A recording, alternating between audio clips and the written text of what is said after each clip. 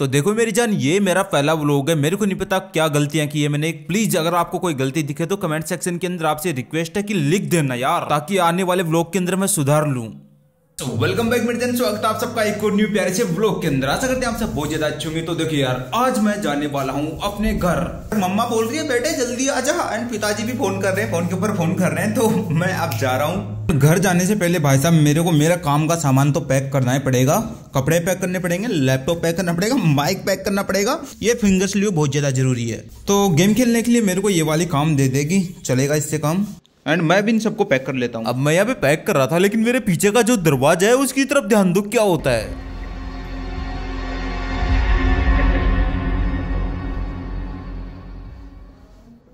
And अब मेरे को ऐसा क्यों लग रहा है कि मेरे रूम के अंदर चुड़ैल घुस गई है। देखिए यार, मैंने सब कुछ तो पैक कर दिया, लेकिन भाई साहब ये चीज रह गई। ये चीज थोड़ी सी जरूरी है, तो इसको मैं रख लेता हूँ, ठीक है। एंड ये हमारा गोल्ड प्लेट पड़ा हुआ है, इसको आकर लगाएंगे कहीं ना कहीं, इधर उधर टांगेंगे इसको, ठीक है। चलो मोटे भाई, मिलते हैं आपसे 2-3 दिन बाद। तब तक तू यहीं पे आराम कर, और कोई घुस जाए ना तो उसकी चटनी बना दी वो, ठीक है। अब इस दिवाली के माहौल में ट्रैफिक तो नॉर्मल सी बात है मेरी जान, इसलिए जाते जाते ही फंस गया। अब ट्रैफिक में फंसने की वजह से मेरा दिमाग खराब हो रहा था, इसलिए मैं टकला घुस जा रहा था।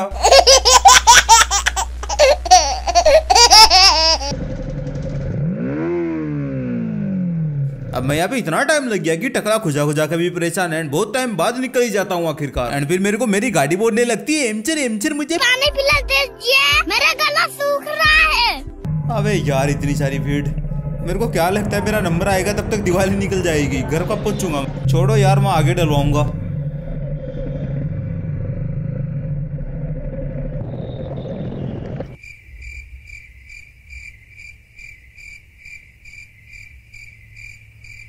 अब बाकी सब ठीक था, लेकिन मेरे साथ यहाँ रुकते गलत सीन हो गया। मेरी आंखों से आंसू आने लगे और चेहरा एकदम गर्म टाइप का हो गया। अब मैंने भी सोचा ये बिन बुलाई बीमारी कहाँ से आ गई। अब ज्यादा मोबाइल लैपटॉप देखने की वजह से आंखों में कुछ प्रॉब्लम तो हो गई ना। अभी जोर से हवा लगी और आंसू गिर पड़े। इसके बाद में मैंने मुंह धोया एंड निकल पड़ा यहाँ से। एंड फिर सीधा घर जाके फैमिली से मिलके पिताजी के साथ आ गया मार्केट मिठाइयाँ लेने के लिए। अरे चाचा, मेरी गाड़ी के आगे कहाँ पार्क करी हो, मैं निकलूंगा यहाँ से। अरे ऑटो टुई ऑटो निकाल रहा हूँ मैं इधर से। बाकी सब ठीक है दोस्तों, लेकिन इस मार्केट के अंदर एक बहुत बड़ी प्रॉब्लम है, क्योंकि ये जो बाइक पे देखो सामने मेरे गन्ना लेके जा रहा है। अब मान लो इसके ऊपर कोई गाड़ी चढ़ जाए तो बंदा नीचे गिरेगा कि नहीं गिरेगा। और इसकी पूंछड़ी भी इतनी लंबी है कि कोई सी लियो मेरी गाड़ी चढ़ गई। एंड पिताजी से बातें करते हुए मैं घर पर आ जाता हूँ। एंड मेरी बाइक पर पिताजी पहली बार बैठे थे, तो बोल रहे थे बहुत धीरे चलाएकर 10-20 की स्पीड से। बाकी तो हम घर पहुंच जाते हैं मिठाइयाँ लेकर। एंड ये मेरा घर है। एंड गांव का माहौल तो आपको पता ही है, चारों तरफ शांति टाइप की हाय सुकून। नाम बता अपना। अशोक चाचा बंटी चाचा। अरे अशोक चाचा बंटी मेरा नहीं, तेरा नाम बता। हंसू।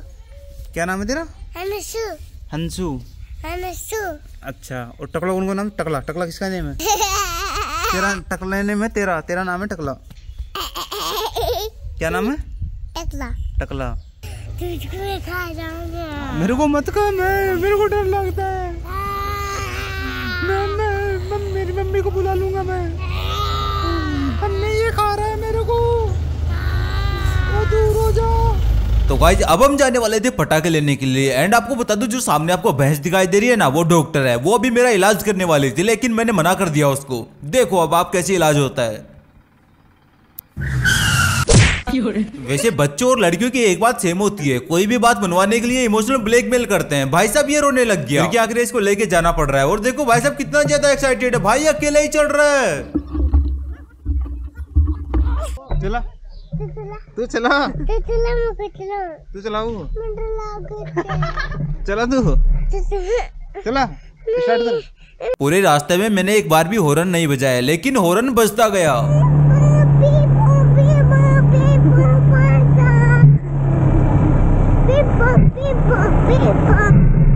इनको तू नहीं चलाएगा, इनको चलाएगा तू, ठीक है? इनको चलाएगा तू, मैं इसको चलाऊंगा। अरे तू इनको चलाएगा, ये इनसे जलते नहीं है।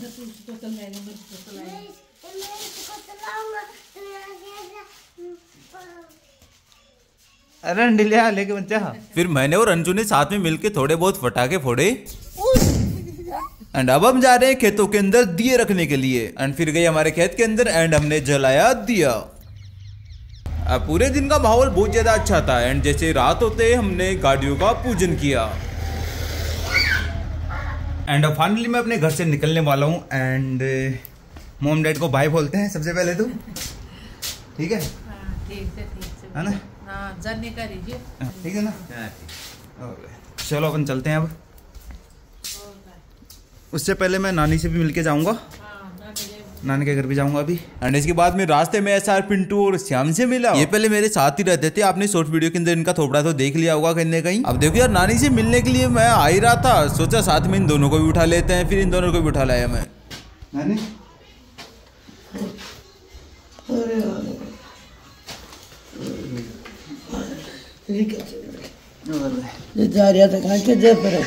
तो मैं अपनी नानी से बहुत दिनों बाद मिला हूँ, मतलब 3-4 महीने हो गए थे। एंड नानी अभी थोड़ी बीमार चल रही थी। एंड मेरे इस यूट्यूब की जर्नी में सबसे ज्यादा जो सपोर्ट था वो इनका ही था। अब मैं यहाँ से जैसे जाने वाला था कि एक पुलिस वाले भैया अपनी ड्यूटी पे जा रहे थे, बोले मैं लेट हो रहा हूँ, बस आ नहीं दिया और मेरे को रास्ते में छोड़ देना यार। फिर मैं SR पिंटू को बाय करके निकल लेता हूँ इस पुलिस वाले चचा से बातें करते हुए।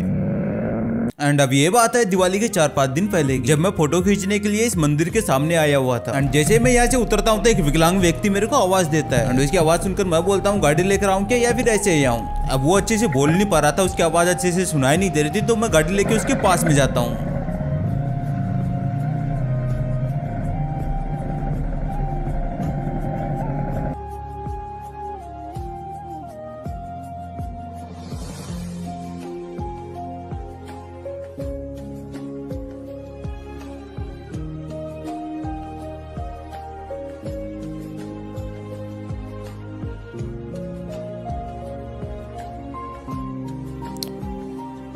अब जो ये जगह बता रहे थे मेरे को कि मेरे को वहां जाना है, वो यहाँ से 30-40 किलोमीटर दूर थी। अब वो 30-40 किलोमीटर दूर जाना पॉसिबल नहीं है इस टाइप से। लेकिन भाई साहब ये बाबा बहुत जिद्दी थे, ये बोले मेरे को पहुंचाओ, बस मेरे को जाना है प्लीज। फिर मैंने सोचा कि जितना हो सकता है उतना इसको पहुंचाएंगे। वैसे रात होने वाली थी एंड शाम का टाइम था। मेरे दिमाग में ये आ रहा था कि अगर रास्ते में मान लो रात हो गई एंड फिर इसको कहाँ छोड़ेंगे।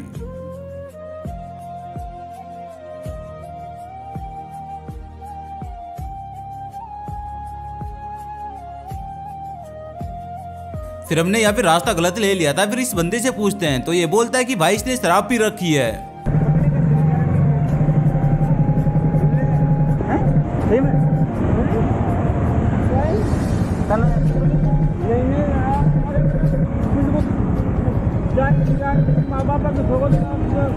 एंड फिर वो अपने मॉम डैड की कसम खाता है कि मैंने नहीं पी रखी। एंड फिर मैं उतरकर चेक करता हूँ, क्योंकि मान लो मैं इसको आगे से लेके जा रहा हूँ, किसी ट्रक के नीचे दे दिया तो प्रॉब्लम हो जाएगी ना भाई। लेकिन फिर मैं शौक हो जाता हूँ कि बिल्कुल भाई इसने नहीं पी रखी। एंड भाई साहब फिर मैं इसको लेके चल दिया। मैंने बोल रखा था कि भाई साहब साइड में रखना, बिल्कुल लाइन से इधर नहीं जाना चाहिए।